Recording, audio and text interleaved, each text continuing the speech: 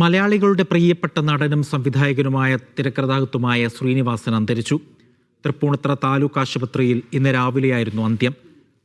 Town ഹാളിലെ പൊതുദർശനത്തിൽ മുഖ്യമന്ത്രി പിണറായി വിജയൻ, നടന്മാരായ മമ്മൂട്ടി, മോഹൻലാൽ തുടങ്ങിയവർ അന്തിമോപചാരം അർപ്പിച്ചു. സംസ്കാരം നാളെ രാവിലെ കണ്ടനാട്ടെ വീട്ടുവളപ്പിൽ നടക്കും.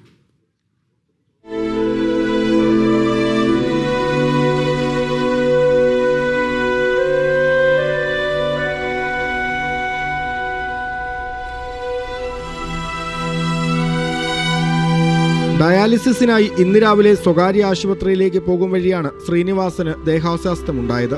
ഉടൻ തൃപ്പൂണിത്തുറ താലൂക്ക് ആശുപത്രിയിൽ എത്തിച്ചു. വൈകാതെ മരണം സംഭവിച്ചു. ഭാര്യ വിമലയും അടുത്ത ബന്ധുക്കളും മരണസമയത്ത് ഒപ്പമുണ്ടായിരുന്നു.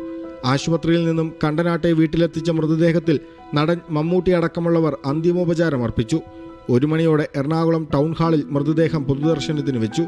മുഖ്യമന്ത്രി പിണറായി വിജയൻ, സാംസ്കാരിക മന്ത്രി സജി ചെറിയാൻ തുടങ്ങിയവർ ടൗൺ ഹാളിലെത്തി അന്തിമോപചാരം അർപ്പിച്ചു.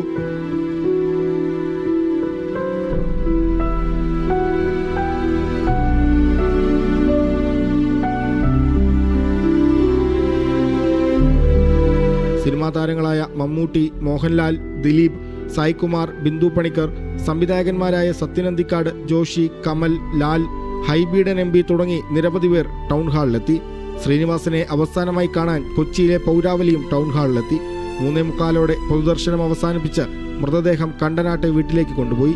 നാളെ രാവിലെ 10 മണിക്ക് കണ്ടനാട്ടെ വീട്ടുവളപ്പിൽ പൂർണ്ണ ഔദ്യോഗിക ബഹുമതികളോടെ മൃതദേഹം സംസ്കരിക്കും. മീഡിയ 1 കൊച്ചി.